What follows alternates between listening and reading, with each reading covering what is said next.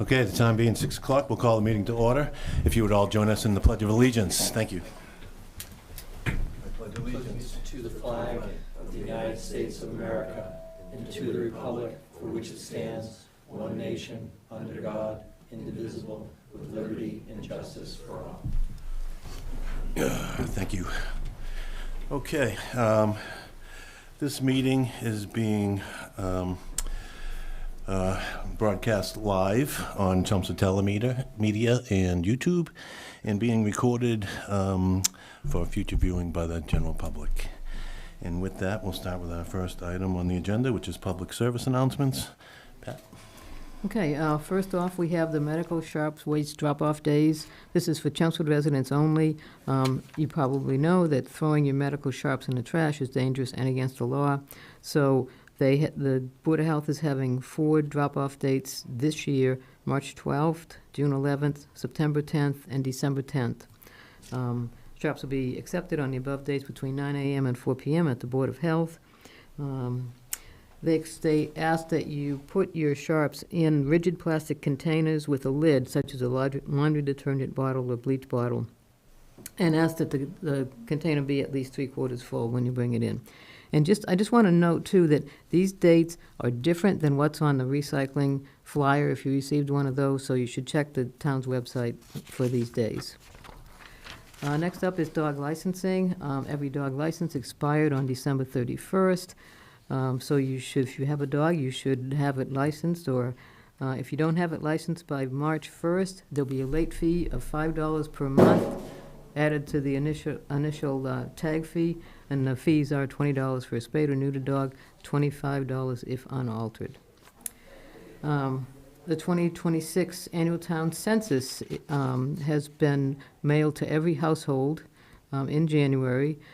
The town clerk asked that you fill out the census and return it. It helps you stay active on the voting list, and it helps Chelmsford provide better municipal services. There is an option to respond online if there's no changes to your census, and the instructions for that are on the census form itself. And the town clerk is also asking people to get involved and run for local office. There are several open seats, both town-wide and town meeting representatives. Especially in town meeting representatives, there's about 12 vacancies right now that nobody is running for. So if you have any interest in getting involved in local municipal office, that's a good way to get started. So that's it for PSAs. Thank you, Pat. Okay, the next item on the agenda is general public input. Do we have anybody wishing to speak before us this evening? Okay, seeing none, we'll move ahead to committee vacancies. Pat? Okay, we have the following committee vacancies. The following committees all have one vacancy: the Age-Friendly Implementation Committee, the Agricultural Commission, the CCA Town Hall Advisory Committee, the Clean Energy and Sustainability Committee, the Conservation Commission, the Council on Aging Board, Cultural Council, Historic Commission, and the Military Community Covenant Task Force all have one vacancy. The Commission on Disabilities has 5 vacancies. The Holiday Decorating Committee has 4 vacancies, and the Parade Committee welcomes all applicants. If you're interested in serving on any of these boards or committees, you can fill out an application online or come into the town manager's office for more information. Thank you, Pat.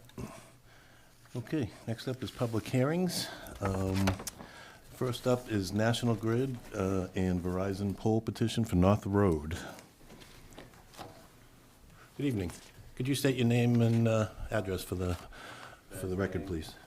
1101 Turnpike Street, here on behalf of National Grid. Good evening. National Grid is seeking the town's petition approval to install pole 6950 in the public way in order to facilitate new system reliability upgrades. Okay. Does any of the board members have any questions? No? Is there anybody in the audience that wishes to speak for or against this petition? Okay, seeing none, I'll take a motion to close the public hearing. I'll make that motion to close this public hearing. I second that. Okay, I have a motion and a second. All in favor? Aye. Okay. Not quite done. Oh, no. Sorry. Not there yet, sorry. We'll get you out quick, though. Okay. So any further discussion or comments or anything on this poll petition? Straightforward. Okay, you ready? Okay, seeing Okay. none, we Okay. will entertain a motion. Okay, I'll make a motion to approve poll petition 313-44236 for a poll on North Road as presented. Second that? Okay, a motion and a second. All in favor? Aye. Opposed? That's unanimous. You're all set? Thank you. Okay, our next item is all alcoholic beverages license, restaurant license for House of Sharon, LLC, DBA Udom Suk Thai Kitchen and Bar, 313 Littleton Road, Unit 2. Somebody here representing them this Zoom. evening? On Zoom. We're on Zoom, okay. Hello. Good evening. Could you state your name and address for the record, please? Okay, my name is Apichaya Bunyawong from the Udom Suk Thai Kitchen. The address gonna be 313 Littleton Road, Unit 2 at Chelmsford. Okay. And can you tell us a little bit about what your, you've just taken over this business? Yes? Yeah, we just opened the business about 1 month and a half. Okay. Are you anticipating any changes or anything like that, or? Well, everything is still the same. Yeah, just change the table, just change the wallpaper, something like that. Something else still the same. So you're going to change some furniture? Is that what you said? Yeah, wallpaper? in the future, the furniture about the table and the chair, something like that. But you don't anticipate any increase in occupancy or anything like that? No. Okay, great. Okay, any questions or comments from the board? I have a question on page 2 of the application for a new license, under the proposed officers. It says, on premises for restaurant or directors or LLC managers, at least 50% must be U.S. citizens. And then you list yourself as the only manager, and you clicked on no for U.S. citizen. Green card. But I have the green card. Yeah, it up permanent resident. Yeah. But it says, it doesn't say, or, it doesn't say, or, one of them has where you can do that if you have the right to work in this country. But this says, on premises, at least 50% must be U.S. citizens, period. Yeah, do you see it? Yeah, you have it right there, Paul. Um. Isn't that what it says? That's what it says. Yeah. And the ABCC will look into it as well, so. Yeah, I mean, this is an ABCC Yep. form, so Yep. I guess, Right, yeah. Yeah, because I saw the new application, they allow for the green card. Yeah. The document that they required, yeah, it allow for the green card. okay, well, as Paul said, I guess the ABCC will let you know if that's sufficient, so, okay. For example, ladies, what you see here, yeah, it around for the green card here. Good, Yeah, and I talked to the lawyer already. Yeah, the lawyer said it should be okay. okay. Can we make this contingent? Well, it's gonna be contingent It'll be anyway, contingent on ABCC approval anyway. Yeah. Okay, okay, Yeah. all right, good. so we can give our approval, yeah. Okay. Any other questions forward. or comments? No. All right, take a motion to close the This public is a, hearing. but you didn't ask if there were any, Oh, I'm sorry, right, I'm sorry. Anybody in the audience that wishes to speak for or against this petition? Okay, seeing none, I'll take a motion to close the public hearing. okay, I'll close the public hearing on this all alcohol license. Second that? Okay, a motion and a second, all in favor? Aye. Opposed, that's unanimous. All right, I will take unless there's further discussion or comment, I will take a motion to approve this license. Okay, I'll make a motion to approve an all alcohol restaurant license for the House of Sharon, doing business as Udom Suk Thai Kitchen and Bar at 313 Littleton Road as presented. Okay, I have a motion? Second? I have a motion and a second. All in favor? Aye. Aye. Opposed? You're all set. Thank you very much. Thank you so much. Thank you. The next item on the agenda is an all-alcoholic beverage license amendment for the alteration of premises and pledge of license, Canisa Inc., DBA Chelmsford Wine and Spirits, 133 Princeton Street. Good evening. Could you state your name and address for the record, please? David Keel, my office is at 9 Billrick Road in Chelmsford. I'm here on behalf of Canisa. As part of the ABCC guidelines, which were originally approved by this board approximately 3 years ago, they were approved based on a building that was approximately, I'm just going to round numbers, 34,000 square feet. Since that time, the building has been altered, modified, and approved by the planning board. It's now approximately 24,000 square feet. Under ABCC guidelines, we have to petition the ABC to advise them that the premises in and of itself has been altered. In addition, as part of commercial financing, an alcohol license has a value to it. As part of that commercial financing, we have to pledge that license to the commercial lender in the event of a default. And that is the second part of this amendment, and we would seek the board's approval on that. Okay. Do we have any questions or discussions? I Mr. just Keel? would ask Paul to explain what the pledge of the license actually means in this situation. I mean, it doesn't really mean that much in Chelmsford, does it? Well, I mean, the licenses in Chelmsford typically haven't had a monetary value, Right. although licenses are limited in the town of Chelmsford. So there is a value because at this point, the board has not seen or acted to seek a waiver or special act that would increase the value of the license. So there is a value of the license itself, and as we know, to the intrinsic value to the businesses, they cannot operate without the license. So there is a value, and that's why a lender or others would not provide the financing for establishment without that license as a pledge. So It acts as collateral. as collateral. Yeah. It acts as collateral. So what would happen if the bank were to acquire this license? Or could they? They would have they would be the owner, and they would have the ability to sell it, but they would have to go through the process through the board to in fact do that. They would step into the shoes of the license holder. Okay. All right.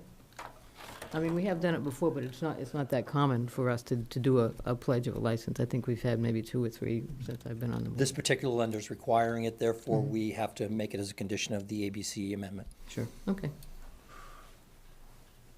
So I do have a few questions. I wasn't here for the initial license 3 years ago, but I have sat through all of the planning board meetings when the applicant had to get the building approved, get it reapproved, go through all of that stuff. And I think the thing it's a couple of things that are standing out to me. First of all, it's a huge place. In full transparency, I've been a store owner. I've held a liquor license. And I'm sure you guys are driven by, this is a really big building. And I think, there's been so much with finally getting back at this point. There's a couple of things that, I don't know if they're our purview to do this, but the building has gone way out of scope. Some things have been pulled back in, but there's all kinds of questions still. They're gonna use this top floor for tasting, and then they weren't gonna do tastings, they were gonna do all these things. Now, I know that's allowed by license, but there's all kinds of things that I have there. I think my concern here is that the cost of this building, the size of this building, all the inventory that's gonna have to go into it, to me, it seems quite excessive. And again, I had a whole bunch of questions here that I'm not necessarily sure that, David, that you'd be able to answer, so I think I can probably skip through some of these. I will say that there are a number of open items on the departmental letters that I fear that if we go through our process and approve everything, that what happens if some of these things don't close and get done? Can we come back and say, They don't get an occupancy permit. They don't get a permanent occupancy permit if they don't comply with the concerns of the building commissioner and other, boards of the town.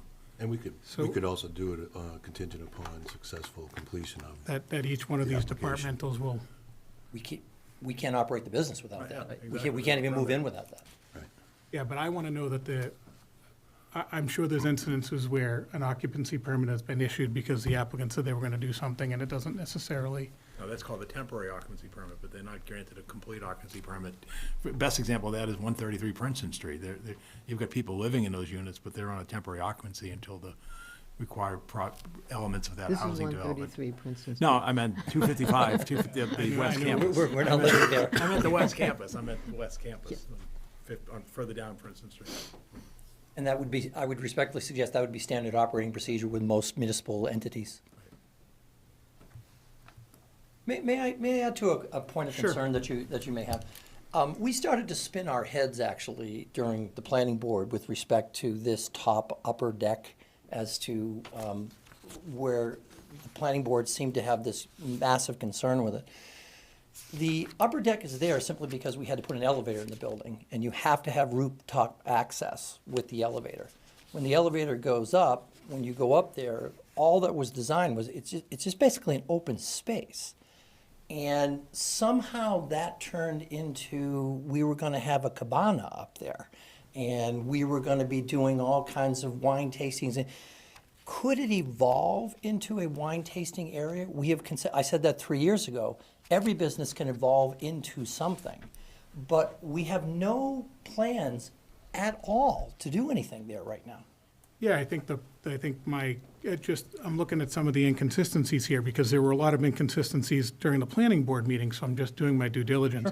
So it was going to be a tasting area, and then it was going to be not a tasting area, and then it was going to be a break room, and according to the latest documentation, it's going to be nothing, as you've suggested that it could be something later. Yes, and that's where we started to spin our heads. And at the last meeting, I actually showed up to give clarity to that. Okay. Because I walked in and I finally said, I don't know how this has turned into what it is, but we have absolutely no initial plans at all. 3 years ago, we said to the board, a business can evolve without question. But as of right now, there is just no plan to do anything. It's just the elevator goes up to the top. And we most certainly would invite you all to come see the space. It's just an open cement area. I think a lot of, excuse me for jumping in, but I think a lot of it has to do with over the 3 years. There's been on again, off again things. There's been several questions here. I've followed this board's, I haven't so much followed the planning board as you have, but, there's been a lot of questions on and off. So I don't know the right word to use here, but it's not that it's suspect, but there's, we just want to make sure the right Due thing is diligence, being certainly. done, because it's kind of been an on again, off again type of situation through the 3 years, and he's been in a few times to modify things. So Right. anyway, I have a question, but I'll return Yeah, it back to you. No, and I think you summarized that well, versus me stumbling around a little bit. And then the other thing is, and again, I am a small business person, I'm a former license holder, I support these businesses. I think people think they're cash cows, and we all know that the reality is they're not. This is a huge piece of property with a lot of square footage. I believe you wouldn't build that square footage if we weren't going to fit it up. It's the retail floor is half the size of a Total Wine. I think the first floor is 12,000 square feet. Approximately. And then you've got another 12,000 square feet approximately of inventory. For storage, I mean, correct. we're talking, $1 million worth of inventory and that's we're the talking, strategy. and we're talking a note on the building again, and I'm not sure that road is gonna get the revenue to kind of support that building. So I'm also looking at what happens after this. Now, I wouldn't not grant the license for that, but again, there's a whole lot of things in here that don't add up for me, but I guess at the end of the day, guys, I need to see that these things are gonna be closed, and then I'll be okay with moving forward. I'm not gonna hold up a business from operating, but there's a lot of history here. There's history that goes back to the applicant's store ownership in Burlington to owning a store in Westford, then selling that store in Westford, acquiring this license and taking 3 years to get here. There's something there that I just don't feel comfortable about, but at this point in time, I can say as long as these things are done, there's nothing else, but I hope we're not dealing with an empty building in the future because something didn't work out right. To some of that point, Canisa, if I'm saying that correct, are they just a tenant to this building? Canissa is So- the holder of the license to which, yes, they are a LLC tenant of the building. That is correct. So Callahan, Kalana. Kalana, I don't see an A at the end of that, but Kalana LLC is the landlord and owner of the building? Owner of the building. Okay. Which is very common, to which the owner will own the building and there'll be a separate entity that leases the building. It's actually a tax situation.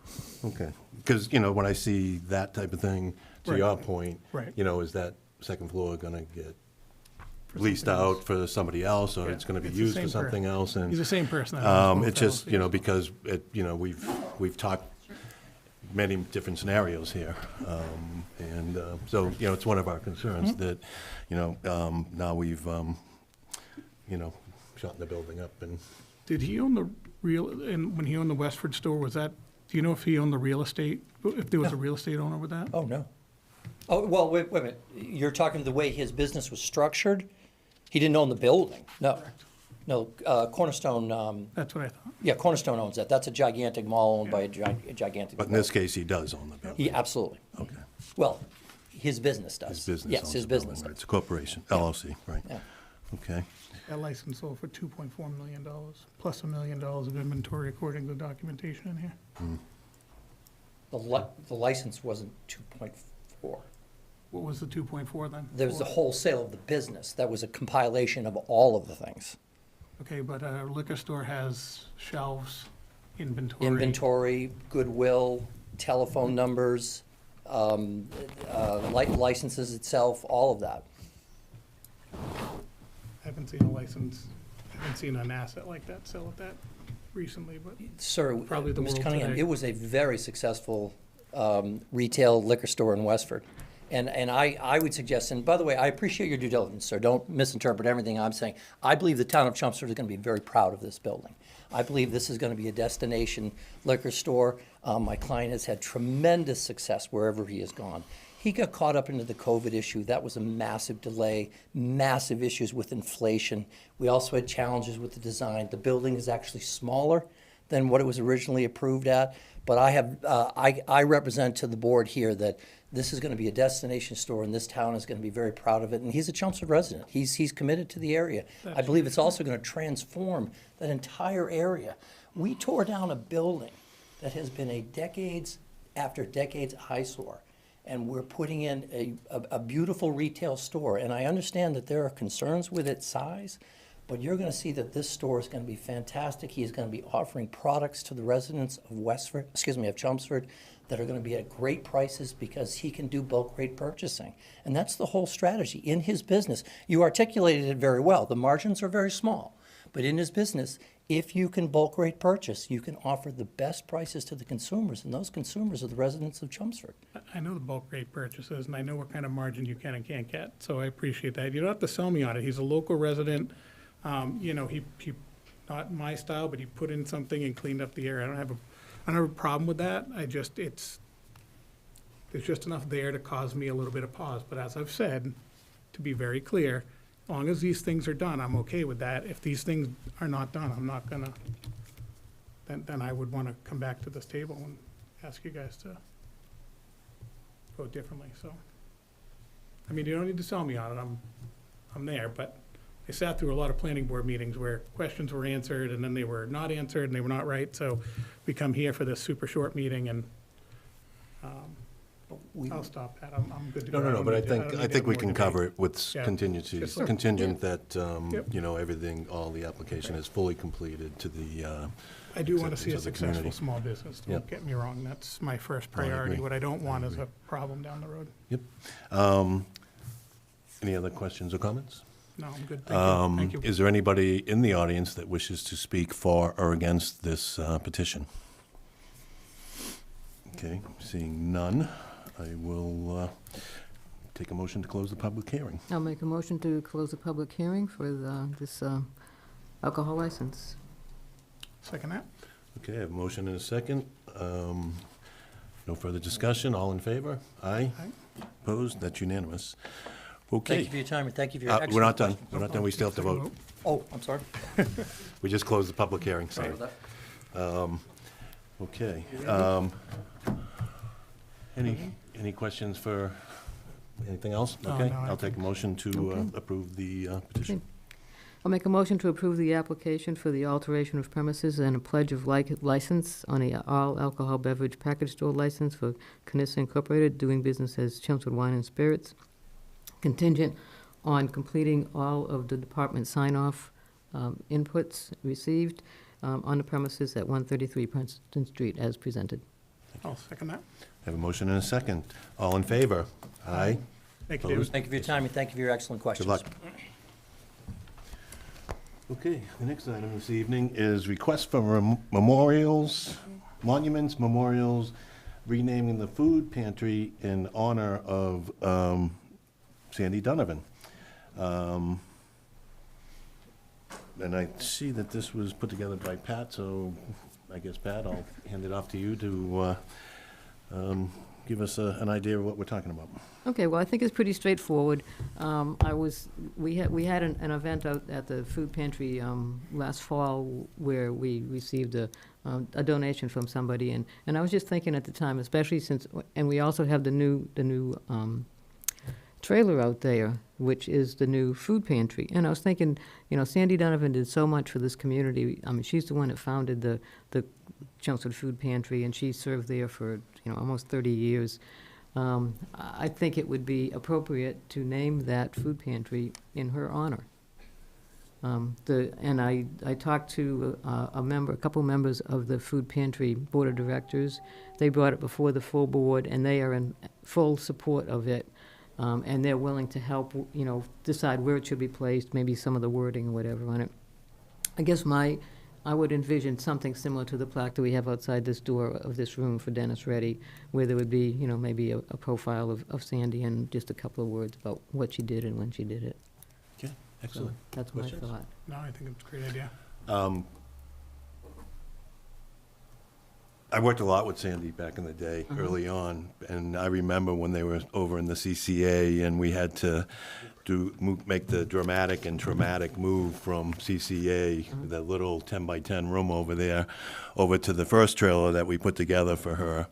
And I will say that all of my 3 kids all did community service under Sandy at the food pantry. So she really did exemplify the spirit of Chelmsford, and to really start an entity like that has taken grasp and hold in this town the way it has is really amazing. So, I'm a big fan of what that entity does out there, and I was all for getting the new trailer in, and it's beautiful. I think they're running much better right now, so I think that's a very appropriate request, and I would support it wholeheartedly. So. I agree. So can I make a motion then? You can make a motion now. Make a motion. I'll make a motion to approve the request for the naming of the food pantry in honor of Sandy Donovan as presented. I second it. I have a motion and a second. Any further discussion? Seeing none, all in favor? Aye. Opposed? That's unanimous. Congrats, Pat. All right, I thank second you. that. The next item on the agenda is a discussion about earmark requests for the state delegations.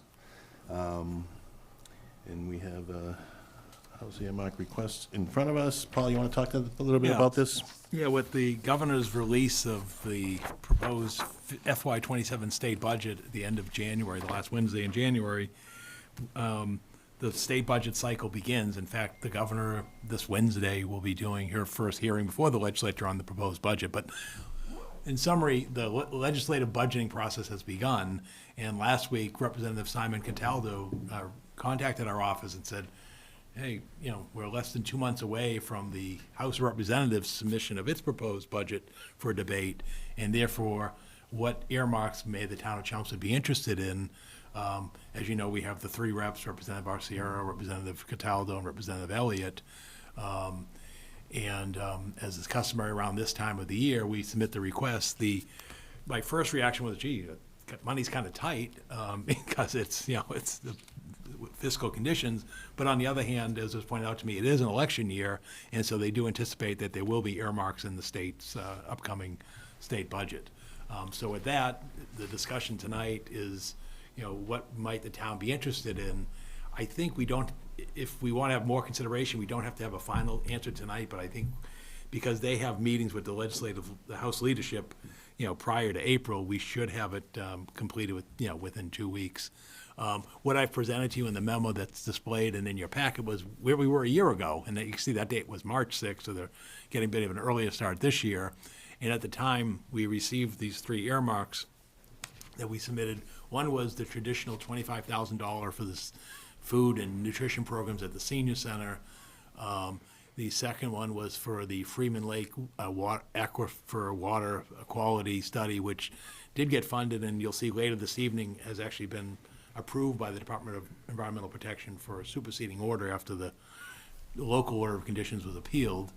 And then the third one was for the tree canopy restoration and invasive species management program. So you can see those totaled, about $150,000 in the aggregate. I did reach out to our Public Works Director, Christine Clancy, and, said, Christine, I'm sure these are still valid ideas. Are there any other suggestions that you might have?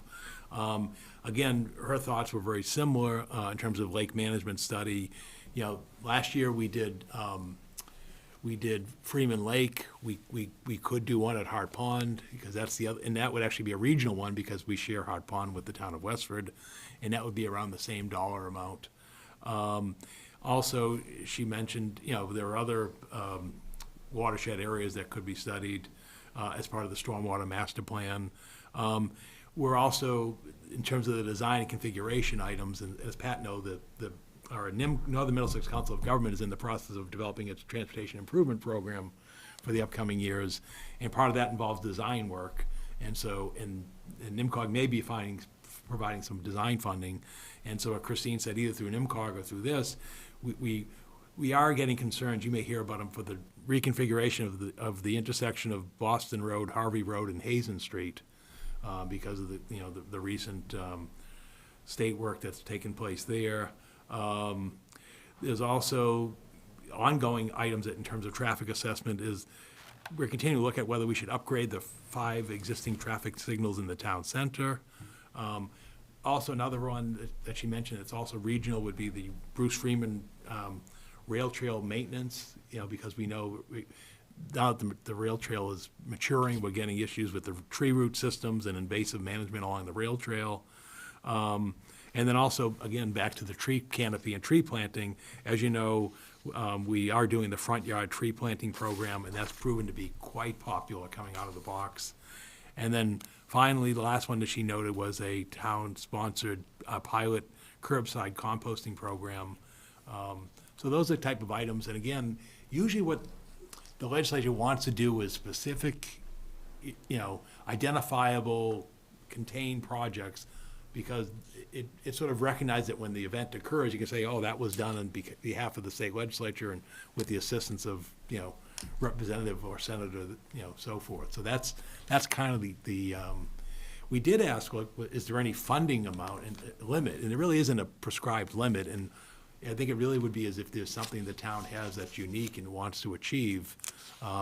Because in the case of like Representative Cataldo, he represents multiple communities, as does Representative Arciero and Representative Elliott. And so generally, there isn't sort of an allocation, well, this much for this town, that much. It sort of fluctuates. And if you look at the earmarks over the years, the money levels do ebb and flow depending upon what a community is seeking. So that's a long-winded answer to your question is it can be anything you want it to be, but it's, but those are some ideas that we're thinking of. Would it be a detriment at this point? Because you mentioned some other excellent projects, and Boston Road being one of them, just because that's a it's problematic down there. Yeah. Yes. Would it be a detriment to wait 2 weeks till the next meeting? No, I don't think so. You know, because now we're broadcasting this tonight, you've just mentioned a lot of other projects, and it will get people thinking, and I think if we come back, and if we can see the full list, maybe next time, so that we can kind of, and I don't know if there's budgets, you know, attached to those other items. Yeah, they're approximate numbers, yeah. Okay. But again, I think more also, if there's other ideas that you think of, or Jeff may add at the next meeting, or anybody in the public, we're open to it. And I think this is sort of an open time as we're doing budgeting, and the legislature is, if there's something that specific to Chelmsford that we'd like to see done.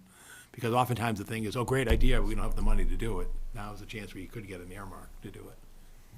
Okay. Sure, Yeah. but the answer yes is yes. I think Deb up at the senior center and Christine do really good with limited funds when they get them for things like this. So I will continue to support similar types of projects.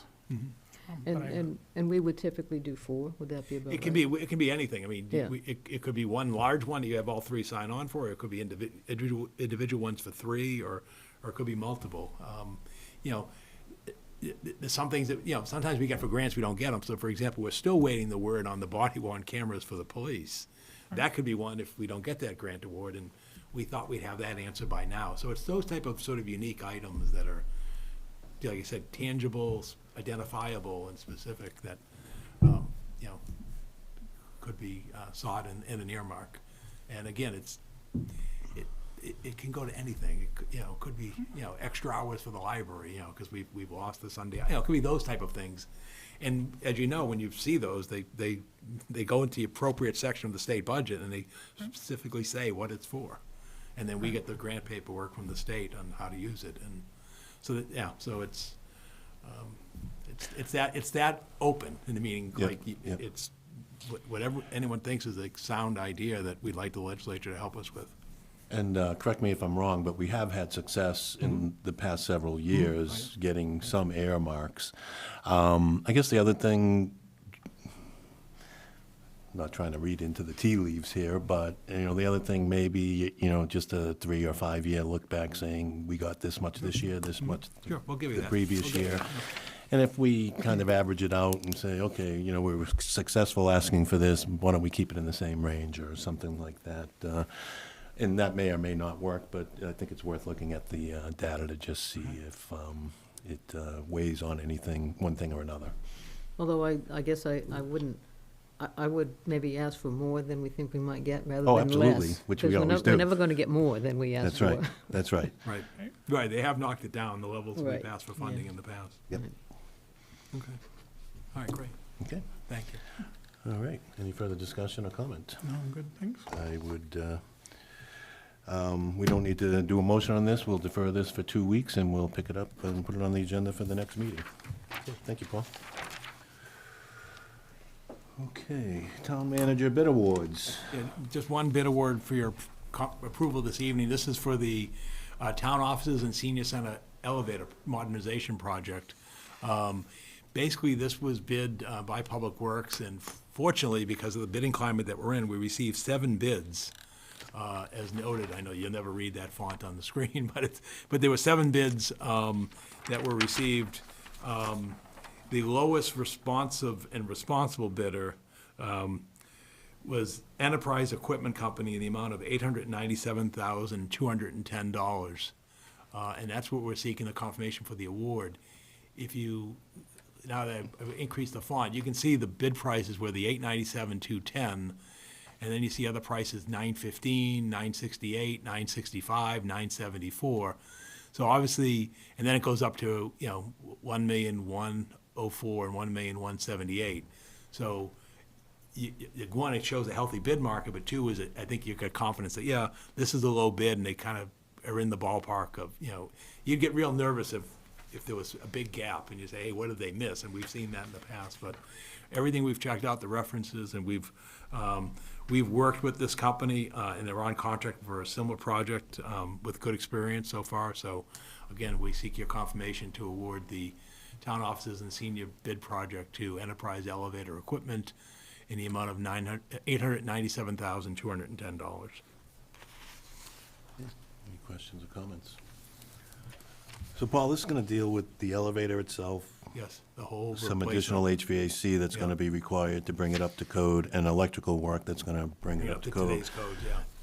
Excuse me. And that's why we're seeing a lot of general contractors Yep. looking at this work and not, because I know how much trouble we've had in the past trying to find any elevator. Bid companies to bid company anything. To It's bid whether anything it's here with- for us. whatever. And fire Exactly. stations, Fire we got one stations, bid. schools, You know, whatever, schools, we yeah. get one bid, you know, Yep. so, so this is good. I'm glad that we approached it this way, and I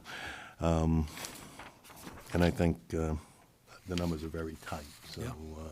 I think that bodes well for the town.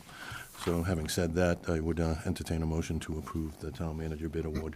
Okay, I'll make a motion to approve the town manager's bid award for the town offices and senior center elevator project to Enterprise Equipment Company in the amount of $897,210. Second that. Okay, I have a motion and a second. Any further discussion? Seeing none. All in favor? Aye. Opposed? That's unanimous. Thank you. Great, thank you. Okay, the next item is town manager reports. Yeah, just a few items this evening, and I'll try to go through them in appropriate amount of time. The first one is sort of a starting point is, since our last meeting, we did receive approval from the Massachusetts Office of the Attorney General in a letter dated January 29th, 2026, of the action taken on general and zoning articles at the fall annual town meeting. As you can see, they approved all of the articles in their entirety, except for Article 16, which it had to do with the use regulation schedule. And what and their concerns here pertain to the Dover Amendment, which is basically allowed uses by right. And the interesting thing here is, and what people need to realize is, when we submit a zone, this concern that's written by the Attorney General wasn't a change at town meeting. What it was when the Attorney General reviews a zoning bylaw or general bylaw amendment, they examine it in its entirety. And when they examined it in its entirety, they said, hey, wait a minute, you've got provisions out here that may conflict by requiring special permit for what are allowed by right uses. So that's what they've noted to the town. This has been obviously shared with town council and the planning board. And so planning board with council's assistance will address this concern at, town meeting, this fall, because it's too late for this spring. But the good news is all the actions, as you can see, the considerable number of articles from 15 through 32 were approved. And again, this issue arose when they were reviewing the articles in their entirety. So, and then there was a comment, if you go later into the thing, about, guidance, I guess, regarding the ADU bylaw, which, again, they didn't reject anything, they just point out, well, gee, make sure when you administer it, you're mindful of this. And again, council has shared that, and that's understood, so that's good news in terms of, previous action of town meeting, and now this will go to general code, and then the town's bylaws will be updated online with all these changes from the fall. And also, it's been posted by the clerk's office to make it official in the town. So that was relatively quick. The other thing I have for you, which takes a little bit more time, but to be pretty quick about it, is 2 weeks from tonight when you gather, you'll be signing, scheduled to be requested to sign the warrant for the spring annual town meeting. Traditionally, it's always the second meeting in February. I provided you with a draft of, you can see 36 articles for that warrant. Most notable thing to note with the spring town meeting is its primary purpose is budget. So when you look of the listing of articles, the first 25 articles are finance-based in terms of the operating budget and so forth, CP, Community Preservation Committee, and so forth. And then the last part of the warrant has to do with bylaw amendments, mostly zoning bylaw amendments. As you can see by the planning board, they've been advertising hearings. I know Aaron's attended those. Basically having to do with zoning articles. I did put the petition one first, as I indicated I would at the last meeting. And then there's the outdoor lighting is coming back again, and that requires a zoning bylaw amendment as well as a general bylaw amendment, because you have to sync the two, much like we do with our cannabis bylaw. And then they have other zoning requests. And then at the end is utility easements for the fire station's construction project for National Grid, because you're bringing in underground conduit. And the last one is a street acceptance for Proctor Road. So that's where we're at. I've sent this draft warrant to council for legal review, and so again, I expect to receive those comments from council next week, and then the warrant will be presented to you for a signature at your next meeting, 2 weeks from tonight. And then, as is custom, the Finance Committee will conduct its hearings in the next several weeks, and then the Select Board that's seated after the April election will consider this at its first main meeting in April as we go into town meeting. So that's what we As far have as approval? for approval and or- recommendations, yeah. So that's what we have for you this evening. Again, not much change from the last draft I presented to you, other than this, you now have the text of all the zoning articles. So that resolves that, and welcome our scouts. Have a good evening. Hey, thanks for attending, guys and girls, and please come anytime. I know we're an exciting bunch to watch, so, but we love having you here, and we love having people in the audience, so please feel free to drop by anytime. Thank you again. Thanks, guys. It's a good turnout. So before you go on to the next agenda of item, course. can I ask Paul a question? Sure. So I guess this is still a little bit of learning. So once we pass all these things, town meeting, I didn't realize it had to go to the Attorney General's to sign off on it. Only the zoning and the general bylaws. Only the zoning, okay. And that's Massachusetts law. Cities and towns, we have to send their Right. bylaws and to the Attorney General's office for approval, but cities do not have to. Okay. Don't ask me to explain why, it just is. So if there was a zoning bylaw, I want to talk general about it. If there was a zoning bylaw that got put into place and approved, Mm-hmm. and then somebody tries to rescind that zoning bylaw, Mm-hmm. if the Attorney General already approved the amended one, would they likely reject the? No, they're only doing a legal review. They're almost think of it as a council. Okay. They're doing a legal review, make sure it doesn't conflict with state law or the state constitution. You know, the town wants to, yo-yo back and forth on its bylaws. They don't care. Okay. Yeah, I mean- a few years ago, we instituted a bylaw for billboards. Billboards, yeah. And then the next, if not the next meeting, the next year, it was rescinded. Okay. Okay. All right, so the next item I have is the town manager's proposed fiscal year '27 operating and capital budgets. Again, in accordance with our town charter and bylaws, I've released this budget in a timely manner. Prior to the release of the budget, I did receive the budget request from Neshoba Tech and from the Chelmsford Public Schools. I'm pleased to say that we're all in harmony. And I also can just tell you as an overview, the three budgets, which are entity at town meetings, meaning the Chelmsford Public Schools, Neshoba Tech, and the town, it's a staffing, level service budget. It's basically as best as it can be. Because of the pressures of inflation, namely in the form of health insurance premiums, labor costs, and other incidentals, benefits, with retirement assessment and so forth, there's no new programs, there's no expansion of personnel, staffing, or what have you, and I kind of go through the detail of that. Again, being mindful that the seated board, and after April 7th, will review this in detail and make the recommendation. I'm not going to pour through this extensively tonight, although if you are interested, John Souza, our finance director, who was so instrumental with me in producing this document, will be presenting to the Finance Committee this Thursday evening at 6:30 for this, and we'll also be reviewing the warrant as well. So just to give an overview for those watching and for you in entirety, and again, you don't want me reading your slides, you have the packets, people can see the packets. Just to be in shorthand, it's a $176.4 million budget. What's unusual with this funding assessment is I am basing the budget on the fact that the legislature will, as it did a year ago, exceed the governor's proposed Chapter 70 educational funding. A year ago, the governor presented $75 per student, and the legislature ended up at $150.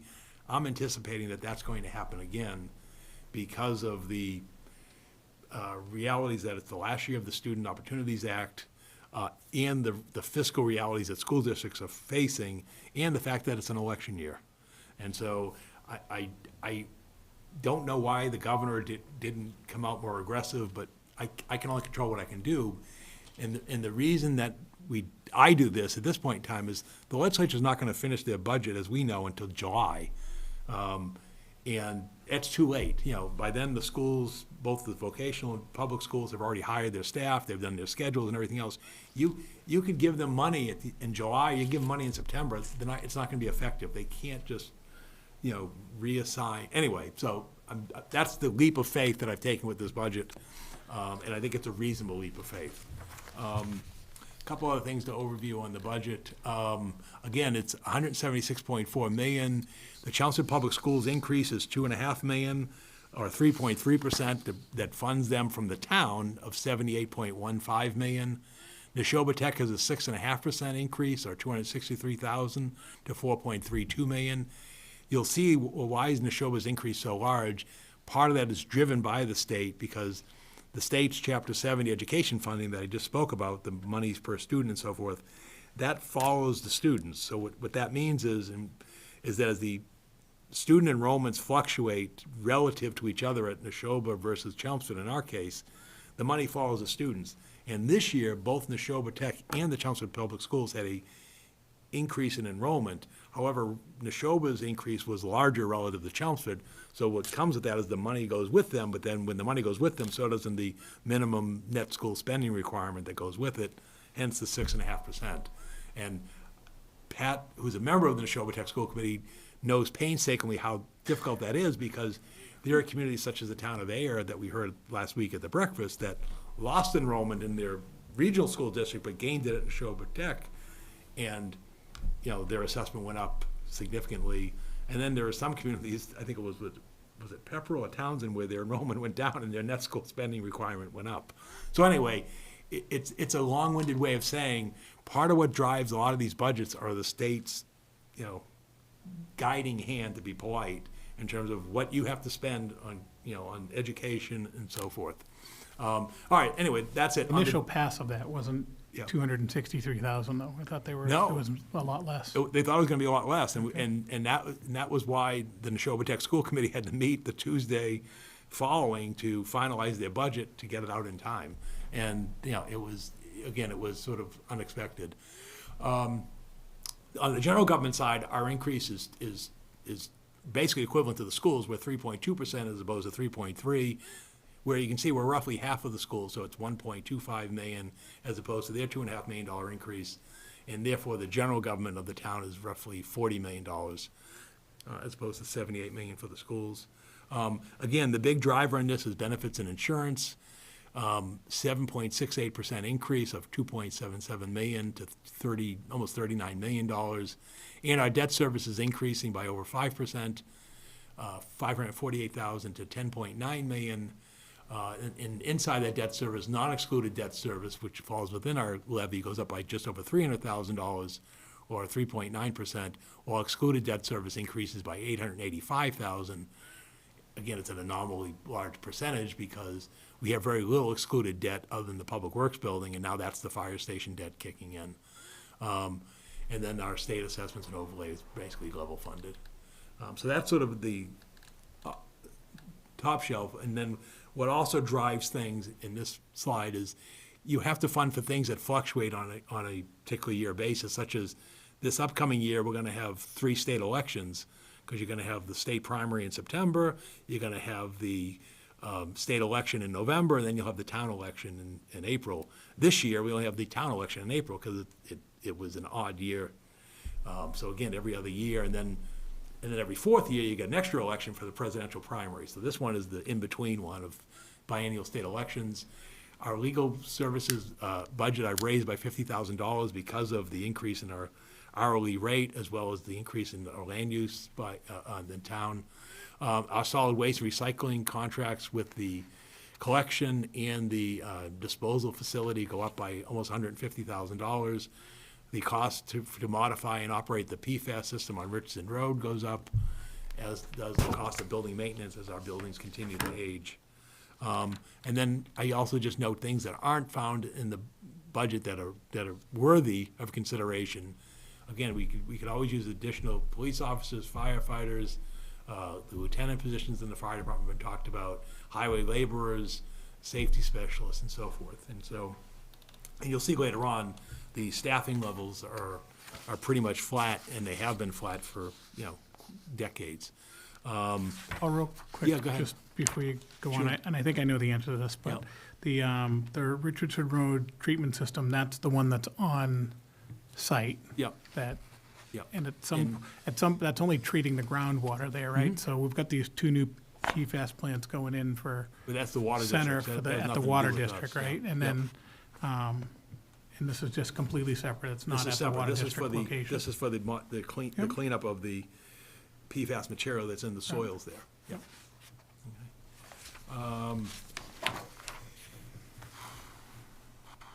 Around Again, benefits. I spoke about the benefits insurance increase. The thing that I'd like people to recognize is the estimated cost for an HMO family plan for the upcoming year is gonna be $38,100. And the town funds 75% of that, or $28,000, which means the employee's funding $10,000 of that.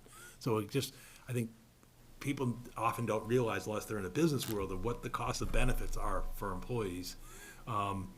And then our assessment from the Middlesex County Retirement System, because we're not, you have an unfunded liability there, that increases by 6.5%, or $860,000. So we're gonna be sending Middlesex County Retirement System a check for $14 million in July. So again, it's significant. Just trying to be somewhat quick. Oh, capital plan, and John presented this at the tri-board meeting. As you may recall, it's $6.4 million going from the high school roof replacements down to, HVAC systems at the Adams Library and the police station and DPW vehicles. A couple other things I'll just note. Again, I told you I wouldn't read through it. Per pupil expenditure, I think this is interesting to me, maybe it's interesting to folks, because people look at, well, gee, how much am I paying in taxes? But as you can see, the most recent data for the Chelmsford Public Schools as of FY '24, mind you, we're in FY '26, going into '27. In FY '24, it was $18,641.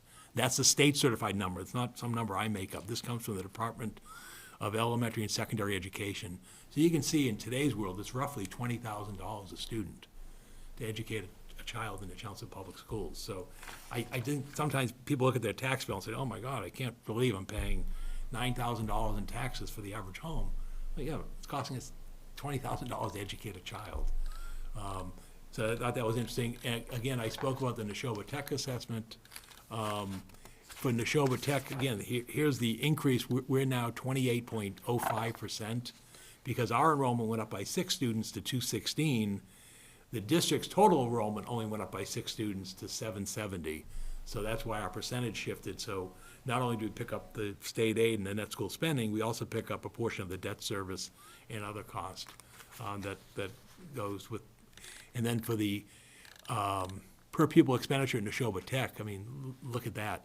In FY '24, the most recent data, again, 2 years ago, and we're going a year ahead to '27, it was $24,000. So it's probably somewhere around $25,000 for the vocational school. And the reason why the vocational will be higher than the Chelmsford Public School is not only, they're running a vocational program for high school students, which is more expensive than running a third grade curriculum classroom. So that's why vocational school assessments are greater than public school assessments in general. And Paul, I think it's Yeah. important to note that those are big numbers. Those are big numbers. and They're great numbers compared to Right, other and districts. compared to other We're districts, one of the they're great. lowest cost technical school districts in the state. But I think across the board, I mean, people moved to Chelmsford and bought in Chelmsford, just like us and a lot of other people, because of the quality of the school system. So there is a direct link between the value of your property and the value of our town with Right. with the school spending. It But doesn't then- mean we don't need to be tight No. with our spending and responsible, but Yeah. But it's also interesting that, what it costs you to send a child to UMass Lowell is, Right. you're on the same, it's on the same thing. So again, you're getting value for that. Let me just slide quickly to the equivalent employees, just to show people the sense of, let's slide, it's way in there. Let me move it up to, just to get a sense on, I think sometimes people don't recognize the staffing levels. Again, in 20 years, we've added 7.6 employees in the general government of the town. In the last 5 years, we added 0.7 employees. I think sometimes people think, oh, we're just here at the town offices just hiring people and, but, and our population's increased and the demands have increased. And even on the school side, in 5 years, they've added 15 employees on the school side, so again, when I keep talking about level staffing, it's level staffing. And then if you look inside the departments, that's, you can just see the data from '06 to last year to the upcoming year. It's basically flat, whether it's, the library, to DPW, the police, fire, and so forth. And the reason is, it's not that, as I said earlier, it's not that you don't have legitimate, worthwhile, and honorable requests for staffing in departments. It's just, we just can't afford it within the levy limit, because that's the governor on the town, is the 2.5 plus the growth, and that's why we're concerned with state aid. Again, you see the big budget drivers: school department, health insurance is number 2, debt service, retirement, wages, not excluded debt service, Neshoba Tech, solid waste recycling, Medicare tax. A lot of that isn't discretionary. It's not like we're, as I said earlier, it's not as though we're saying, oh, wouldn't it be nice to do this or that, the other thing. And then on the revenue side, you can see we're constrained by the allowed 2.5% increase, projected new growth, and the reason it's 1.9, it's the last year of the 255 Princeton Street, which adds a few $100,000 to what would normally be a year. The excluded debt service, and again, what we anticipate the increase in state aid, as I said, with $150 per student, as well as local receipts, and available funds. That's the reason that's a negative number, is we're paying off the sewer debt service with betterments, and that's why it's a decrease. So it really doesn't affect what we have to spend to operate the town. Again, I do 5 and 10-year comparisons. The most important thing to note is 77% of our revenue comes from the property tax. As you can see, in 5 years, our unrestricted general government aid has only increased by 16%. And that's why you saw the MMA pushing for that, and of course, they didn't get it. And then you can see even over a 10-year period, it's grown from the burden on the property tax from 75.6% to 76.6%. And the other thing to note on property tax, and we talk about this, if you were to take the 92-19 average single-family property tax bill and sort of break it out by where the budget goes, obviously most of the money goes to the schools. 44.7% or 41.21 of that 9,200 goes to fund the schools. Benefits insurance being second, that funds 20% of the tax bill goes to fund benefits and insurance, and down the line. The other thing that we note in town, as you did when you set the levy, we're now 85-15 for residential versus commercial valuation. Again, years ago, we were closer to 80-20. It's out of our control because of the commercial market. And then here's probably the most important thing, perhaps, to think. That last column, this is average single-family property tax bill, state rank. Number 1 is the highest. That's the town of Weston.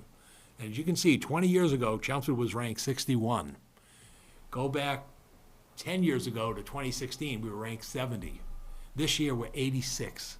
And last year, we were 80. So yes, property taxes are going up in Chelmsford, but we're not going, in fact, as much as our peers, because we're slipping. So I know people don't like the property tax, they don't like it, but the bottom line is taxes are going up in Chelmsford, but they're going up everywhere. And relative to elsewhere, we're now 86th in the state, as opposed to where we were in the high 60s and 70s until fairly recently. And then, again, this data on how you can see it's same thing with our neighbors relative to what they earn and so forth.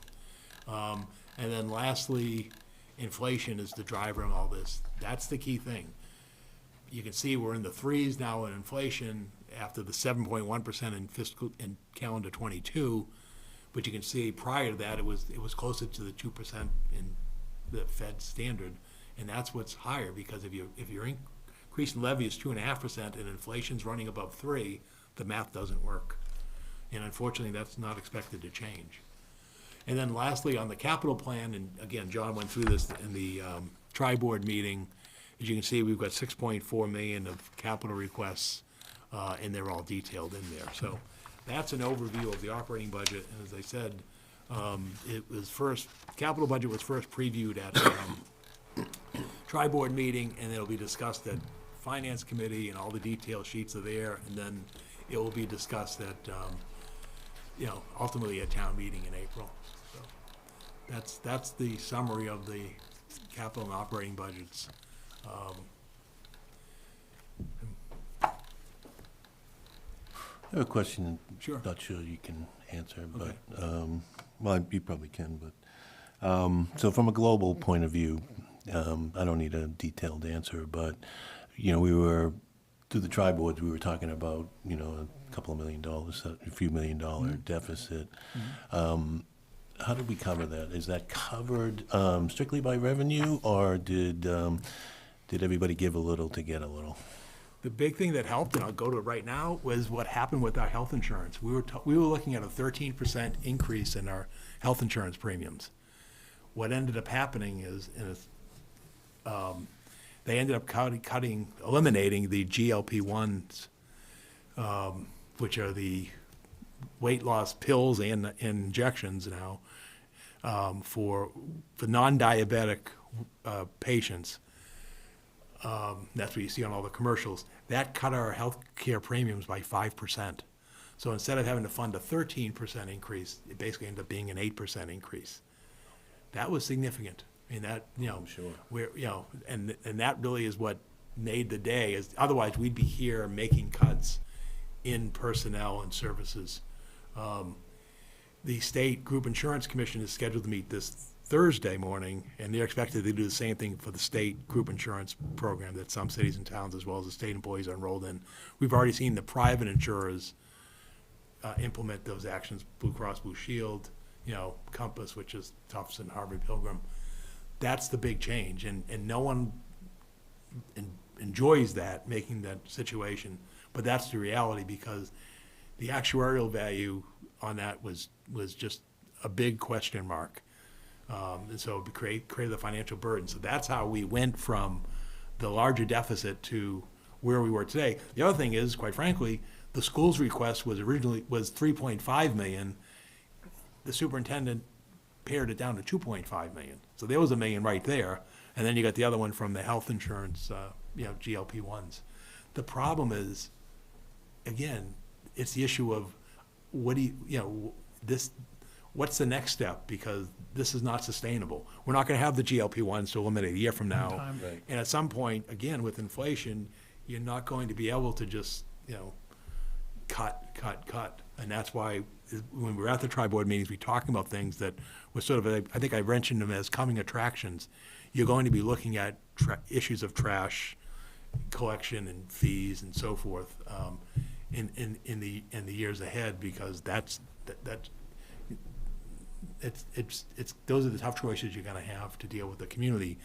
What I didn't do and we don't want to do is we and that's why I did the thing with assuming the state aid is going to be above what the governor suggested, because you don't want to say, oh, well, we got this, and then you come back and the legislature funds it in July, and you say, oh, never mind. Well, how do you do never mind? So that's sort of what it is. And to give you the situation on the drug thing, I have in the packet, this is our 24-month history, and you can see that the trend was better in the last 12 months than the prior 12 months. But more importantly, the other slide is, in the calendar year 25, the town spent $839,000 in GLP-1s, and that was growing because the prior year was 251. So you went from 251 to 839, and that's just before the pills came out and everything else, and that's, it would have been worse. And that was why, the insurers and everybody had to make this choice. But what you're seeing now is you're seeing industry, for lack of a better word, or, basically stepping in and filling the void, whether it's, the wholesale clubs or Weight Watchers and so forth. I mean, they're trying to do what we can't do as an insurer. It's to basically condition it to, so we'll see where it goes. But that is the story. But the problem is that, and that's why the governor just appointed a task force on controlling healthcare costs, because, okay, you've now dispensed with this thing, but the bigger driver beyond the GLP-1s was the whole issue of prescription drug costs, particularly specialty pharm, as well as the industry costs, because you got the hospitals failing, you've got, there's no solution there that nobody's been able to identify, and that's gonna be a driver, in the years ahead, you know, and so that's the concern going forward, is many of the things that were driving this year are gonna be there next year. We know we're gonna get an assessment with the new actuarial evaluation from Middlesex of at least 6.5%. You know, we know healthcare costs are probably gonna be somewhere around double digits going forward. You still got your ongoing labor costs and so forth, and so, again, it's gonna be a question of what do towns do? Sadly, and I know Pat heard it particularly because she's at Neshoba Tech, there are communities in the Neshoba Tech region, particularly those in the western part of the district with regional school districts. I was talking to the manager today in Pepperell. I mean, he's got $1 million deficit in Pepperell after dealing, and $1 million in Pepperell is worth more than $1 million in Chelmsford. His GLP-1 saved him $100,000. His words to me was, $100,000 doesn't solve my $1 million problem in Pepperell. And so it's, you know, it's just becoming a real challenging budgetary situation. And I think that's why you're seeing the questions about where does the state go from here? Because this is the last year of the education funding formula. And then you saw the MMA coming in saying, well, wait a minute, you're not even helping us appropriately on general revenue sharing. And then you get all these ballot questions and everything else. I mean, if the state, well, I don't want to get into politics, but there are issues that could cause financial concerns to the state. And also you've seen it. What is a fact is the fair share of millionaires tax has now been sort of fully absorbed into the state budget process. And that's why the state is squeezed, because they're funding things such as Chapter 90 and Chapter 70 education aid from the fair share tax that was meant to augment, not supplant funding. And I know a lot of people said that's what's going to happen, and they've proven to be right. But that's the concern, is where does it all go from here? It's particularly where the state has a federal funding crisis looming over itself, particularly in the issue of, think about it, more than 40% of the state's budget goes to healthcare, mass health.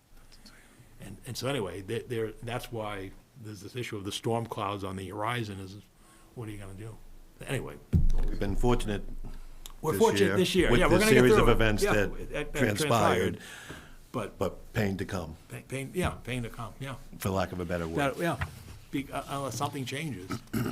I mean, the last several years, I think we've been pretty lucky, because I've looked at the budgets, and paid attention long before I had the opportunity to sit here, and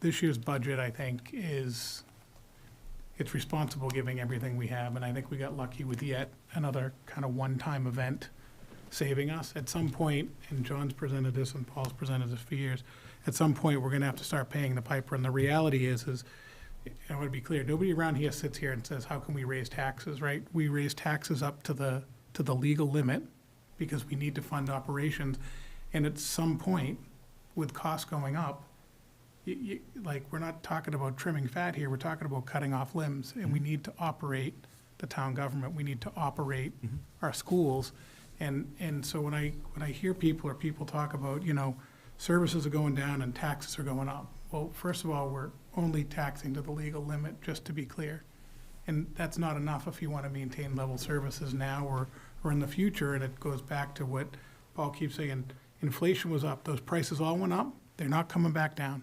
Maybe it's a little more sustainable at 3%, but 3.2% is higher than 2.5%. So I just, you know, I think it's really important that, you know, first of all, we're all in this together. Everybody's budget's personally getting squeezed. The town's budget's getting squeezed. And I think what Paul and the departments and the school departments have presented this year is pretty responsible. And I've been looking at and doing budgets now for 25 years. I know where they hide the fat. And I just don't see that here. So I want people to know that when we sit here and support or challenge you on these things, you know, we're doing it with the best intentions of what we think is the most responsible for the majority of the town. So And again, I think if you have questions on the budget or concerns, you can call any of us or call Paul and say, why are we doing this? It's our job to be able to answer those questions because it's your tax dollars we're spending. But to be clear, we're not just raising taxes for the fun of it. We're trying to maintain the level services that we have. And I don't want to tell you we can't fill the potholes because we don't have the employees anymore. Or we can't, do something else because we can't collect the taxes and process the bill payments and, or guess what, your classroom size is 30 instead of 24. So I just hope that people start to understand and, know that we are doing the best that we can with that situation. So I appreciate the change this year. I don't agree with it. I think but the good thing is the manufacturers are going to have to step in when insurance companies stop covering these GLP-1 things, because their revenues are directly affected by that pullback. So, but I appreciate, Paul, the work that you and John and everybody else has put in. And then just in closing, there are other things outside the budget like sewer enterprise, which is its own thing. That budget's only going up just over 3%. Most of that, has to do with the treatment plant and the treatment of in Lowell. And then similarly, stormwater goes up nominal amount, and PEG access as well. Again, those are funded by fees or user fees, but that information's also out there. And then that concludes the budget presentation. Next time I want to mention in my report is, as I mentioned earlier this evening, we did receive from the Department of Environmental Protection from the Commonwealth the superseding order of conditions for the Freeman Lake treatment. This was an issue that the Conservation Commission issued an approval last year. It was appealed. The state has now approved it. The only condition, and it's a long worded thing, is they just want an environmental monitor on the project. So hopefully when the ice melts, maybe around May or June this year, if things stay as cold as it is, but when the ice does melt, then we'll work to implement with the Conservation Commission, the first phase of the treatment of Freeman Lake. So that was good news. And also, the other good news is it wasn't appealed by the appeal deadline, so this is now in effect. So that's good news. The other thing mentioned, just for public, because we keep getting asked, is the Southwell boat ramp. Again, it's a state project, but it affects Chelmsford, and Chelmsford, we've been monitoring this with Representative Elliott along the way. The good news is it's the contract bids were received. They received 14 bids. They awarded it to the lowest bidder, and that work is scheduled to be completed by the end of this calendar year. And my guess is it'll probably be summer and fall is generally your low water months, and so because they've got to dam it and so forth. So the good news is, once again, evidence of a stronger bidding climate to get 14 bids for the state-funded and state-administered project. But that is an update on what's going on with that. And then in closing, the monthly double poll report. Obviously not a lot of work going on right now with double polls, but for the month of February, as of February 1st, there were 58 double polls in the database. That's an increase of 4 from the prior month. 2 double polls were removed from the database last month and 6 were added. As you can see, National Grid, which is usually the initiator, there's none they're holding up the process. The biggest constraint right now is Comcast, and I'll continue to push them when the conditions allow to take their work and get the double polls addressed. And then the last thing in my report this evening is I did receive notice from Police Chief Colin Spence. On February 4th, he's provided his notice of retirement effective June 1st, 2026. He'll be missed, and we wish him well in his upcoming retirement. This will be the second vacancy that I filled as manager, because when I started, Chief Murphy was here, and then he departed. We ended up appointing Chief Spinney, and then when Chief Spinney retired over 3 years ago, we ended up putting in Chief Spence. My plan is the same as I'd done previously, would be it's a non-civil service position, and so what I've done in those instances is do a assessment center, interview the candidates, and then bring that to the board for confirmation as a department head. With Chief Spence retiring on June 1st, basically, the idea would be to have, the incoming chief work with Chief Spence for a few weeks in May. So my expectation is that appointment would come to the board probably your first meeting in May, which would probably be the 4th, assuming town meeting finishes. If not, we'll do it at the first meeting in May. So obviously, you start working backwards. You start from June 1st, sort of a crossover period, select board confirmation, manager's decision, assessment center, notice to the, of the vacancy and assessment center. So, like I said, in a few weeks, that will be going out, and then we're bringing you a candidate, and internal. I just want you to know, the intention and plan and expectation is there'll be an internal candidate. We have a strong roster of we have a deputy, and we have strong lieutenants over in the department, and so the expectation is it'll be an internal promotion. But you still need that carryover from the outgoing to the incoming chief. So that's where we are with that. And that concludes my report from this evening. Thank you, Paul. Next item is town manager appointments. Yeah, a bunch of appointments this evening, so I'll just do them as a group. For the Bicycle and Pedestrian Committee, Kevin Baxter for an unexpired 3-year term ending June 30th, 2026. Community Preservation Fund Committee, David Hamilton, 3-year term ending June 30th, 2028. Council on Aging, Mindy Rosen, 3-year term ending June 30th, 2028. Historic District Commission alternate member, Marie Cumming, unexpired 3-year term ending June 30th, 2027. Holiday Decorating Committee, reappointment of John Floria for a 1-year term ending June 30th, 2026. And then Vinyl Square Strategic Action Plan Committee, Adam McCusker, 3-year term ending June 30th, 2026. Obviously, it's not expired term. So I'd seek your confirmation of those 6 appointments this evening.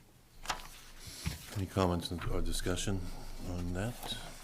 Seeing I none, think Adam's filling the role of the Business business rep, rep, so extra shout out there for him stepping up on that committee. They've had that lacking, and he actually joined the meeting the last time, but because of our missed meeting, he didn't, he didn't get to vote, but I think that was a good choice, so appreciate all of these folks, but Adam especially, since I met him, for stepping up. Paul, can I just ask a quick question before we jump to the next item? And you may or may not know this, but how are we doing on winter conditions?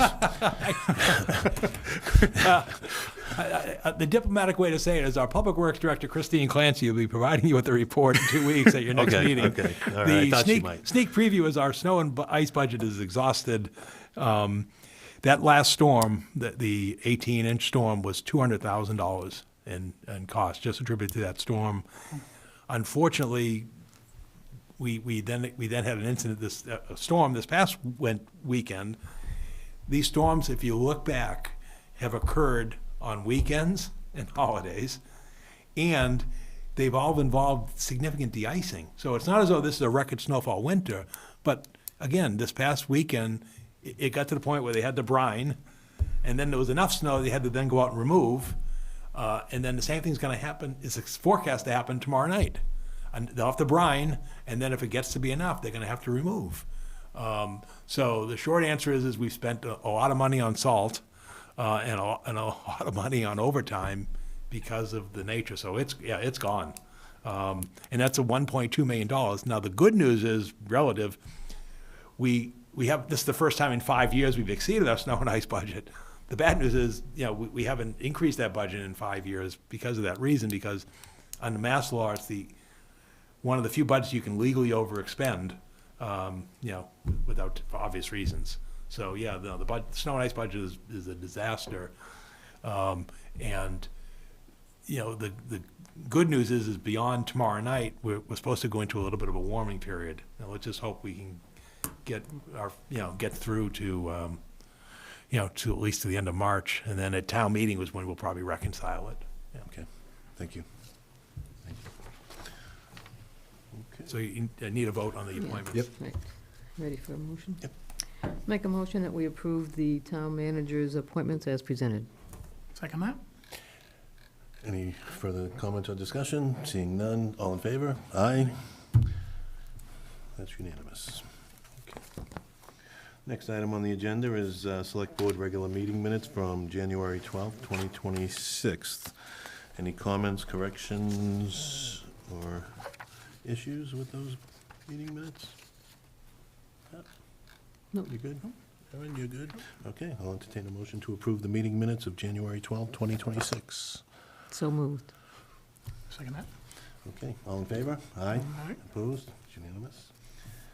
Okay, Select Board member liaison reports and referrals. Pat? Yeah, a couple this evening. First of all, the one book, the Chelmsford's one book that everybody participates in reading the same book all around town for this year is The History of Sound by Ben Shattuck. And Mr. Shattuck, the author, will be in Chelmsford at the library on April 16th to talk about his book. The books are available at the library. Pick one up. It's a series of short stories. I've read a few of them. It's pretty interesting. So everybody should definitely pick that book up and give it a read. Also, when Paul and I were at the MMA conference, the MIAA, the Massachusetts Interlocal Insurance Association, the way that we get our insurance, awarded Chelmsford a wellness award for the most innovative wellness champion, which was very impressive. Lisa Maroney was specifically mentioned as for expanding the wellness program, doubling participation in 18 months through engaging and meaningful programs. So congratulations to the town and to Lisa Maroney specifically.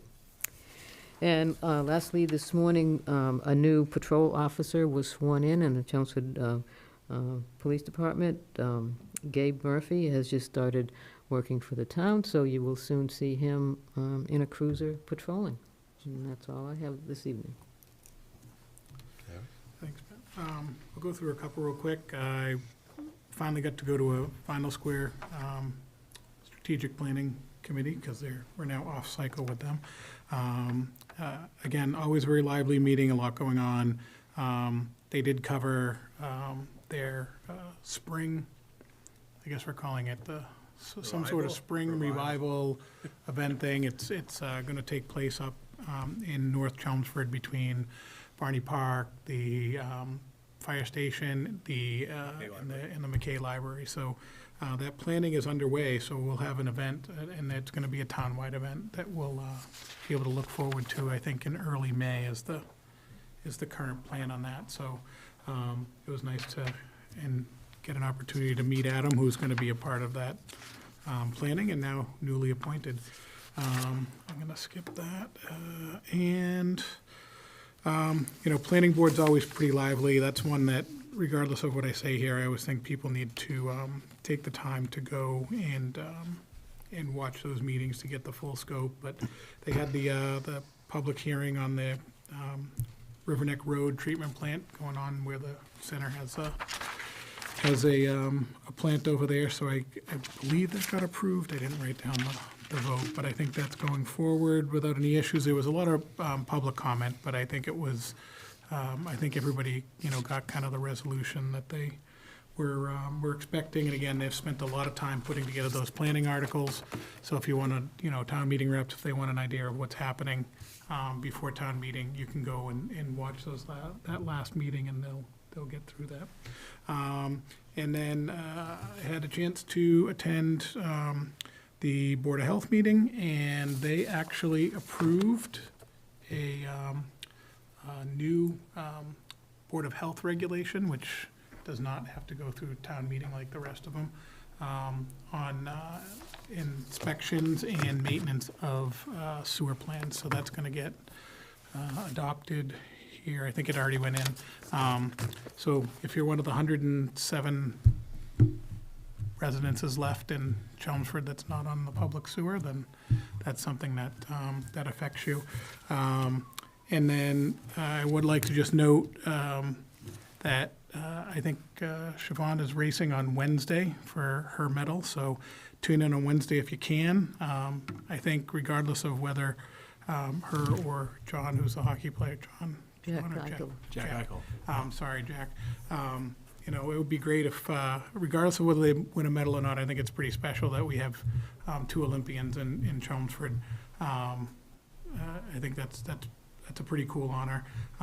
And I was gonna tell Jeff he should reach out to them and see if we could sneak him into our parade this year like we celebrated not the hockey team, the football team, the baseball team last year. Maybe we could get those guys and hopefully see some real gold medals. And then the last thing I had was everybody knows Chris Ferreira. He's down in Florida with his race team, and John McKennedy, who's our local driver, placed sixth in the opening race this year, and I think that's pretty cool too. John's a good driver and an interesting guy, and to have the opening race of the NASCAR Whelen Modified Tour place in the top 10 is a pretty good start for the season. So that's all I have. Thanks. Okay, thank you.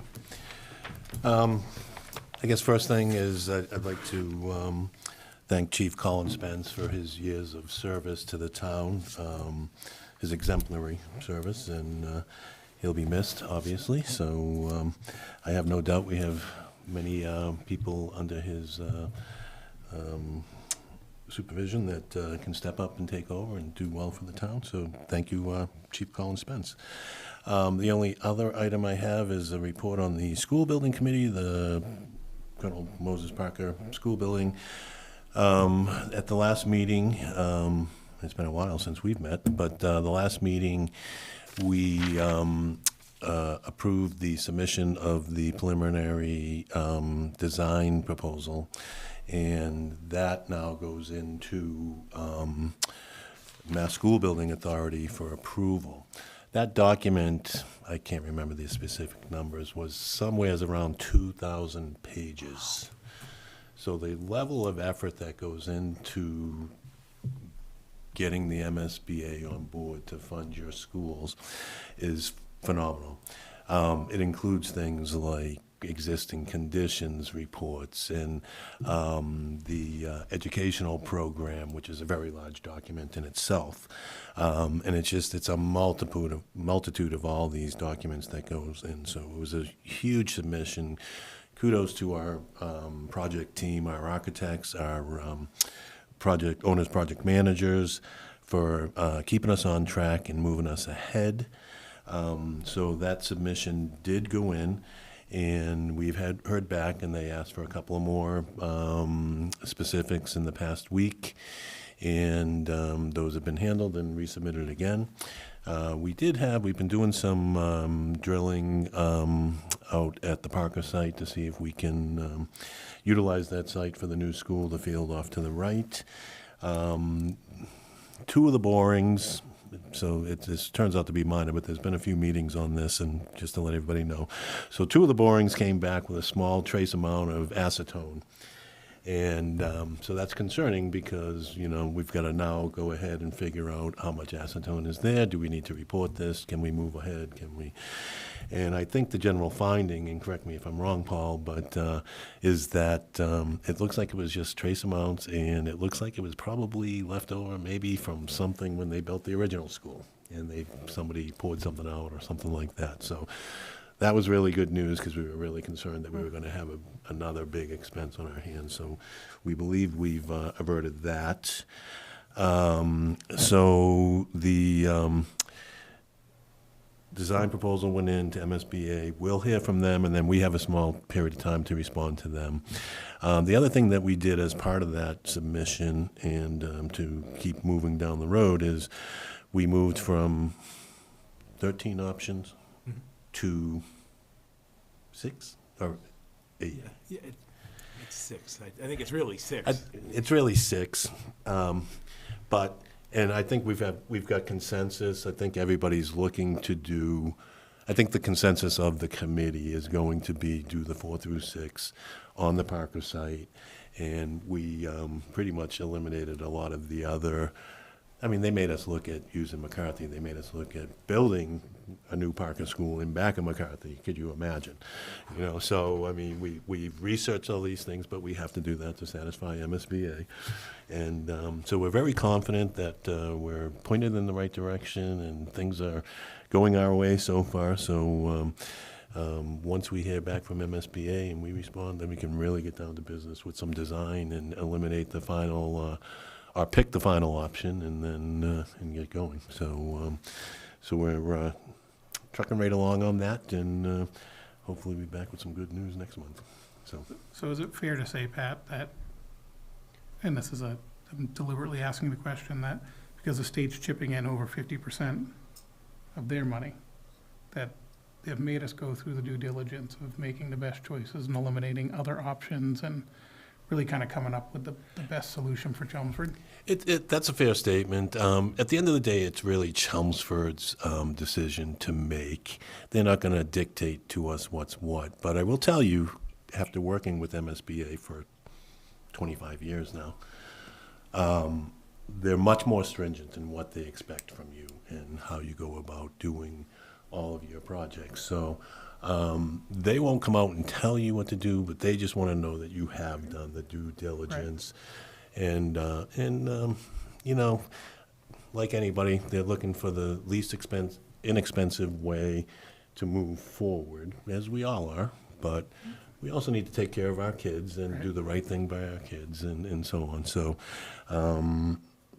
so yeah, I think myself and the committee have a high level of confidence that we're pointed in the right direction and eliminating the appropriate options and sticking with the ones that we want to go forward with, which I believe at the end of the day is going to be a 4 through 6 grade configuration at the Parker Middle School, because that seemed to be the consensus. One of the other things we had to do for MSBA as part of the submission was we had to grade all 13 options with a multitude of items, you know. So through that, it became very clear what the number one option was, and it was that.